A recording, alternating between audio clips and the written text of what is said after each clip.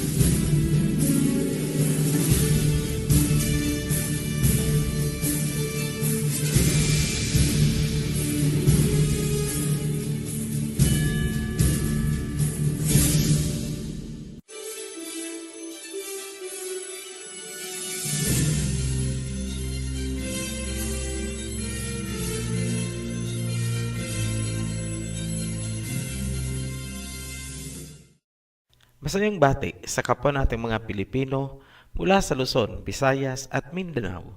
Hindi po tayo magpapaligoy-ligoy dito sa ating pagtatalakay. Sasagutin lang po natin ang mga issues tungkol sa China-PH relations at saka ang tungkol sa West Philippine Sea. Pagkatapos nito, tanungin po ang sarili kung tama ba ang attitude natin sa China. Kung nagagalit ka sa China, fine, wala pong problema sa atin yan. Pero, tanungin mo rin ang iyong sarili kung dapat nga bang magalit.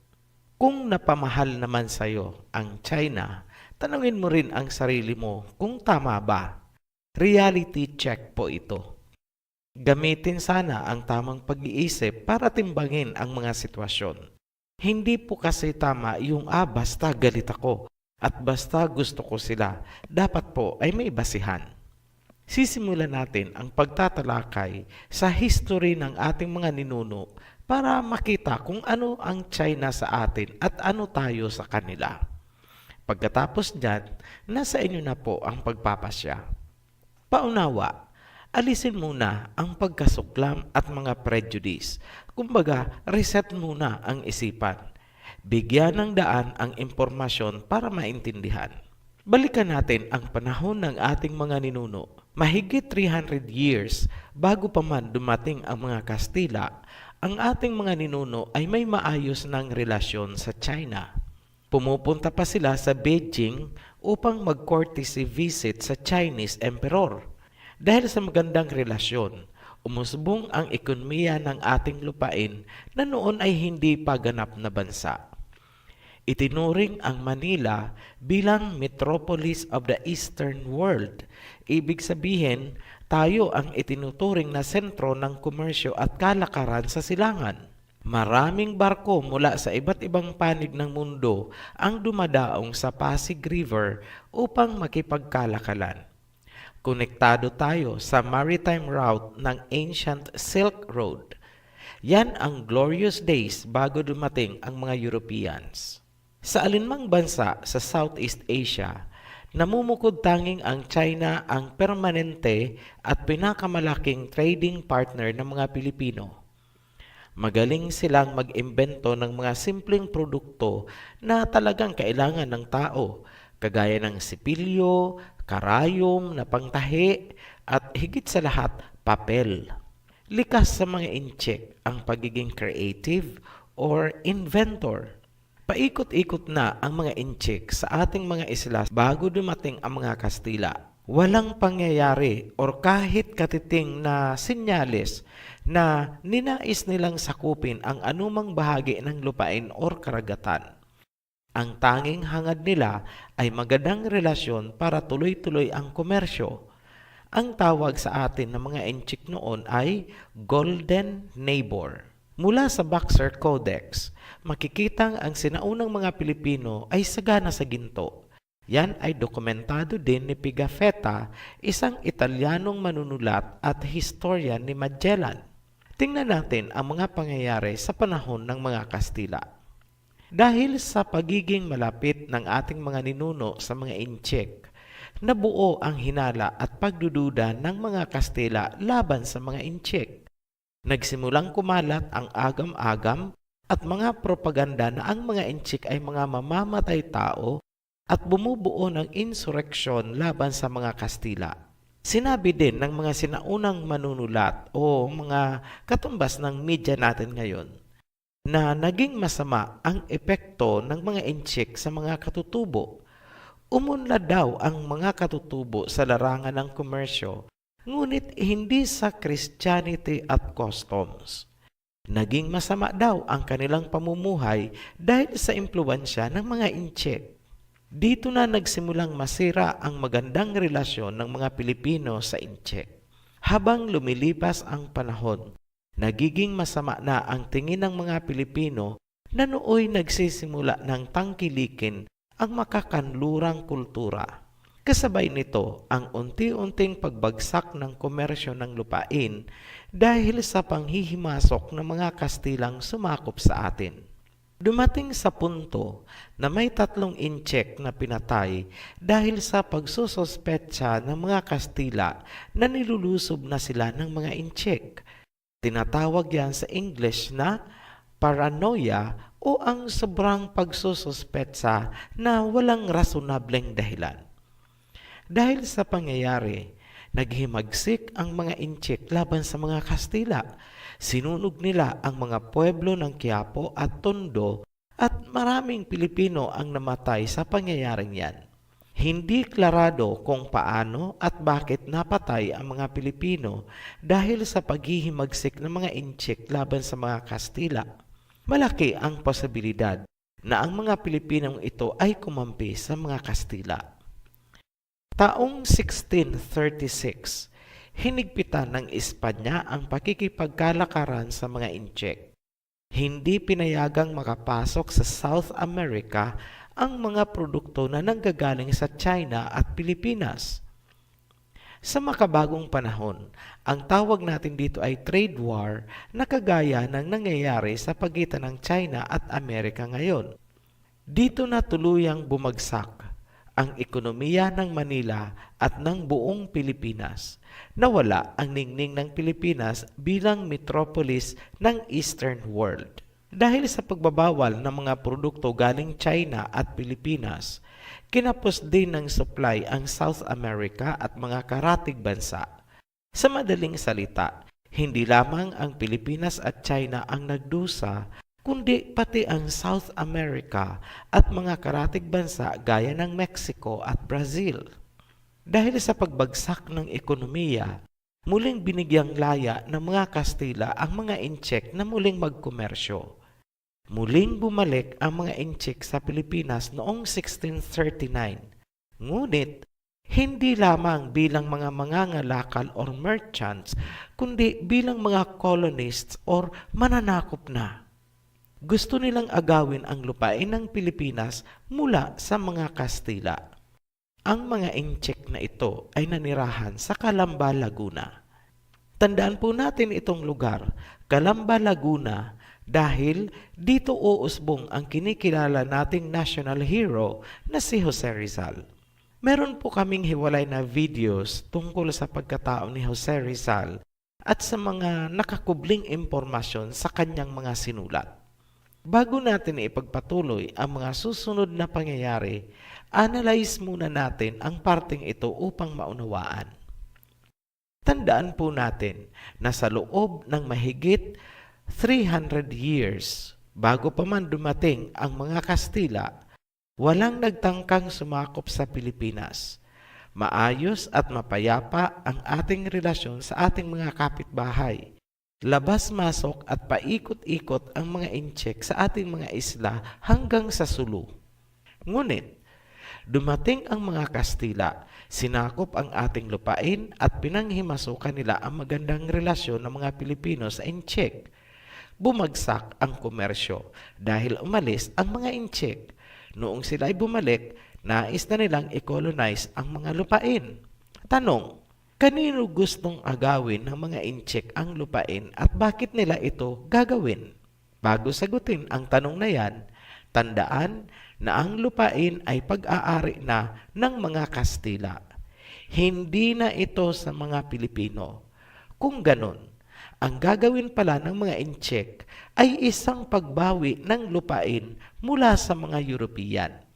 Tanong, sino pala ang tunay na kakampi at sino ang kaaway? Obvious po, di ba? Isa pang tanong, bakit gustong agawin ng mga Intsik ang Pilipinas mula sa mga Kastila? Simple lang, para maibalik ang magandang relasyon at masiglang komersyo gaya ng dati. Tandaan na kaya gumuho ang ningning ng Pilipinas ay dahil sa panghihimasok ng mga Kastila. Kung ilalagay natin ang ating sarili sa katayuan ng mga Intsik noon, isa lang ang mabubuo sa ating isipan. Hindi kayang protektahan ng mga Pilipino ang lupain. Yan ang nakita ng mga Intsik mula sa kasaysayan. Tandaan po yan dahil mahalaga yan sa usapin ng West Philippine Sea. Bumalik tayo sa sitwasyon ng mga Pilipino at Intsik ng kapanahunang yon. Patuloy ang pagpapakalat ng mga propaganda laban sa mga Intsik. Mga propaganda na naisalin sa sumunod na henerasyon. Ang mga Intsik ay mga marderos at masamang tao. Yan ang nagpasalin-salin sa bawat henerasyon hanggang sa atin ngayon. Balikan natin ang sitwasyon sa Calamba. May mahalagang papel na ginampanan ang lahing Intsik sa ating kalayaan. Ngunit, napakakunti ng nakapansin o halos walang nakakaalam. Yan ay nakapaloob sa last farewell ni Jose Rizal. May pagtatangka ba ang China na sakupin at agawan ng teritoryo ang mga Pilipino ayon sa kasaysayan?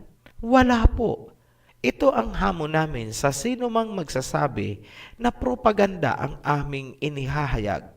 Bigyan niyo po kami ng material sa history na dinigma tayo ng China at inagawa ng lupain o karagatan. Wala po kayong makukuha. Kaya namin ito binibigyan ng diin dahil ito ang premise kung paano mariresolba ang usapin sa West Philippine Sea. Yan po ay ayon sa aming analysis. May mga nagsasabi na tinangka daw sakupin ng mga Intsik ang ating bansa dahil sa ginawa ni Limahong. Klaruhin po natin na si Limahong ay isang pirata na nais ding madakip ng pamahalaang China noon. Si Limahong ay hindi kinatawan at lalong hindi inutusan ng bansang China na tayo ay sakupin. Yung isa pang sinasabi ay yung tungkol kay Koxinga na nagnais din daw na kunin ang Pilipinas. Linawin ulit natin na nais niyang kunin ang Pilipinas mula sa mga Kastila at hindi sa mga Pilipino. Isa pang tanong, ginawa ba ng mga Intsik ang pagmamalupit sa mga Pilipino gaya ng ginawa sa atin ng mga puti? Wala, hindi po. Kung ganon, wala palang rasonableng dahilan para kasuklaman ng mga Pilipino ang mga Intsik.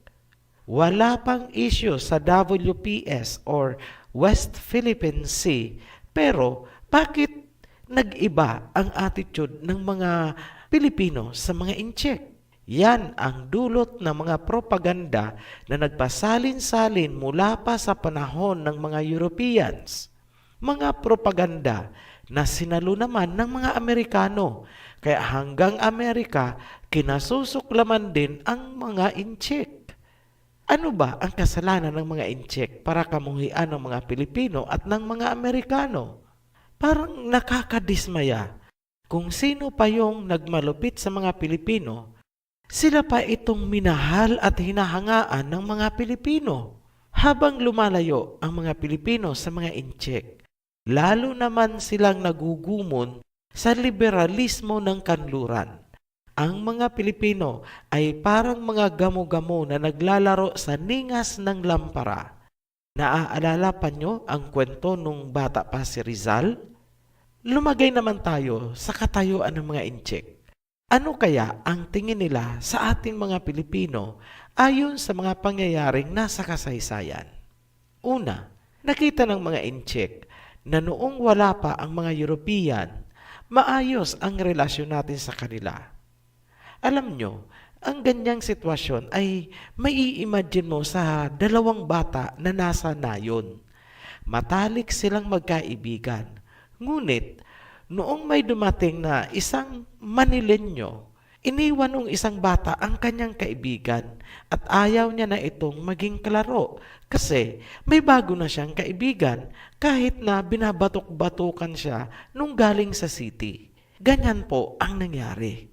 Dahil sa madali tayong napasok ng mga Europeans, sinakop ang lupain at pinagmalupitan ang mga Pilipino, ibig sabihin, hindi kaya ng mga Pilipino na ipaglaban ang kanilang mga teritoryo. Alam din ni China kung paanong nawala sa Pilipinas ang Sabah na napunta sa Malaysia. Pangatlo, hindi marunong lumingon ang mga Pilipino sa magandang relasyon ng ating mga ninuno. Tandaan, dahil sa mga inchik, kaya naging metropolis of the Eastern world ang Pilipinas noon. Nangyari na po yan at hindi na natin pwedeng baguhin. That is already part of the history. Kung meron mang pwedeng baguhin, yun ay ang attitude natin. Ipasok natin ang West Philippine Sea issue. Sana po maging bukas ang isipan ng mga Pilipino tungkol sa usaping ito. At ulitin po namin, ito po ay sarili naming analysis. Ang West Philippine Sea ay hinayaan ng mga inchik sa mga Pilipino sa loob ng napakahabang panahon mula pa sa ating mga ninuno hanggang 20th century. Ngunit, kung papansinin, ang West Philippine Sea ay maituturing na parang isang common na bakuran ng maraming magkakapitbahay. Parang isang compound na si China ang nasa pinakadulo ng looban. Sa bakuran na yan, dumadaan ang maraming bansa ng Silangang Asya papunta sa Indian Ocean. Ngayon, hinayaan ng China sa mga Pilipino ang bakuran, katumbas noon ang ating responsibilidad na siguraduhin na walang kaaway na makakapasok o uukupa sa teritoryong yan. Ngunit, sa paglipas ng mga panahon, nakita ni China na walang kakayahan ang mga Pilipino na i-secure ang compound. Katunayan, nawala sa atin ang Sabah. Alam ni China na dahil sa kawalan ng kakayahan ng mga Pilipino na protektahan ang compound or West Philippine Sea, pwede itong okupahin ng ibang lahi, lalo na ang mga Americans na kaalyado natin. Pag nagkaganon, delikado o manganganib ang seguridad ng compound kung hahayaan lang sa mga Pilipino. Napansin ng China na wala talaga tayong kakayahan na protektahan ang lugar at sobra pa tayong dikit sa mga kalaban nila. Nakikita ni China na magiging tambayan ng kanilang mga kalaban ang West Philippine Sea, call it military exercises na kalaunan ay naka-station na. Kung sa ordinaryong buhay, imagine mo yung may kapitbahay ka. Iisa kayong compound, tapos makikita mo, andon nag-i-standby ang mga kalaban mo. Ganun po ang dating kay China. Ngayon, kung ikaw si China na gusto mo ring masecure ang iyong bahay, ano ang gagawin mo? Simple lang, di ba? Babakuran mo ang compound para makatulog ka ng mahimbing sa gabi na walang agam-agam. Lalagyan mo ng checkpoint. Lalagyan mo ng guardhouse. Ganun po ang nangyari. Nagkaroon ng military facility si China sa West Philippine Sea. Ngayong nabakura na yan ng China, ano ang sinabi nila? Hindi namin ipagdadamot sa inyo kung anumang produkto ang makukuha dyan. Hating kapatid tayo, mas malaki pa ang ibibigay namin sa inyo. Huwag lang kayong makikipag-deal sa aming mga kalaban dahil Kahit naman sa simula, hindi tayo nagkaroon ng alitan. Tayo ang magkapitbahay. Ang tawag pa nga namin sa inyo noon ay golden neighbor. Kung makikipag-cooperate ang mga Pilipino sa ganyang arrangement, magkakaroon ba ng kapayapaan? Oo naman. Masisimula na bang anihin ang biyaya ng dagat? Yes, makakaginhawa po ang Pilipinas. Ngayon, tingnan naman natin ang kabilang anggulo. Yun ay kung paiirali natin yung attitude natin na amin yan, teritoryo namin yan, panalo kami sa UNCLOS, panalo kami sa The Hague, fine, panalo tayo sa papel. Tanong, sino ang magpapatupad ng court ruling? May sheriff po ba ang UNCLOS? O kaya ang UN? Wala. Ano ang sasabihin nila? Mag-usap na lang kayo ni China, basta yan na ang ruling namin. Ano na ngayon mga Pilipino? Balik kay China at ginawa mo lang komplikado ang sitwasyon. Dahil hindi ka na haharapin ni China bilang kaibigan, kundi bilang kalaban. Nawala na siya ng tiwala. Ano ngayon ang choice ng mga Pilipino? Hihingi ng tulong kay Amerika? Dalawang bagay po ang pwedeng mangyari. Tingin niyo po ba, makikinig ang China kay Amerika? Hindi po sila magkasundo mula pa noon hanggang ngayon. Magiging war zone lang ang Pilipinas pag nagkamali. Kapag pumasok si Amerika at ang kanyang NATO at magkaroon ng direktahang komprontasyon, sasakluluhan ni Russia ang China. Magkaibigang dikit po ang dalawang bansa na yan. Ano ang kalalabasan? 2 missile po ang nakaumang sa Pilipinas. Isa mula sa Russia at isa mula sa China. Bakit? Naandito po kasi ang mga kalaban nila. Ngayon, gusto niyo po ba na mangyari ang ganon?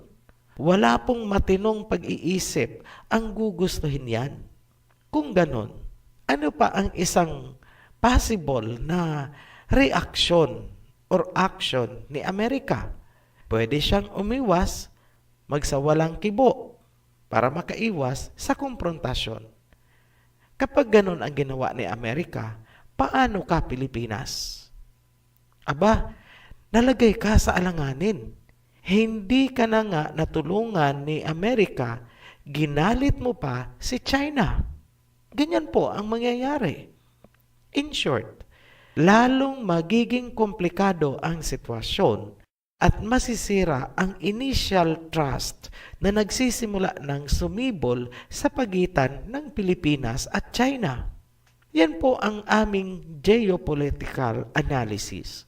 Meron din kaming inilahad na biblical analysis. Ito yung most peaceful at naaayon sa Biblia. Para maintindihan nyo po yan, panoorin nyo po muna ang Crispin and Basilio series. At pagkatapos nun, tsaka nyo panoorin ang series ng Two Witnesses. May intindihan nyo rin po ang prophecy tungkol sa two witnesses kapag sinundan nyo po yung mga videos na yan. Para naman sa mga nagsasabing ang China daw ang dragon na sinasabi sa Biblia, makinig po kayong mabuti. Ang dragon ng Revelation ay may 7 heads. Hindi po yan ang China dahil ang dragon po ng China ay isang mythology at iisa lang po ang ulo, hindi po 7. Maliwanag po na hindi yon ang tinutukoy ng dragon sa Revelation. Sana po klarado sa inyo yan. Pansinin nyo rin po na ang nagpapakalat ng ganyang propaganda na ang dragon ay ang China ay mga grupo na pinamumunuan ng mga puti. Dapat mapansin nyo po ang anggulo na yan. Hindi basta paniniwalaan nyo na lang porket nasa Bible daw, nasa Bible. Tingnan nyo kung yung sinasabi nila is nasa Bible ba talaga. Ang nasa Bible, may 7 heads yung dragon. Tapos ituturo kayo doon sa dragon mythology ng China, iisa lang po ang ulo nun. So, ibig sabihin, niloloko po kayo. O, ganyan lang po mag-analyze. Ginagamit nila ang Biblia bilang propaganda laban sa China at Russia. Ngayon, alam nyo na po kung saan papunta ang mga taong bumabaluktot sa mga prophecy. Sa bottomless pit. Hanggang dito na lang po.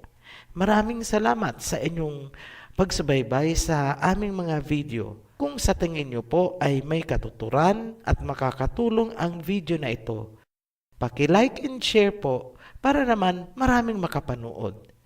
We invite you also to subscribe on our channel para kayo ay updated sa tuwing kami ay mag-a-upload ng bagong video. Maraming salamat po. Be blessed. Maraming salamat po sa inyong panonood at pakikinig ng mensahe.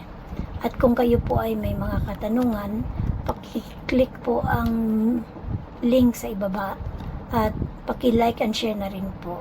Maraming salamat.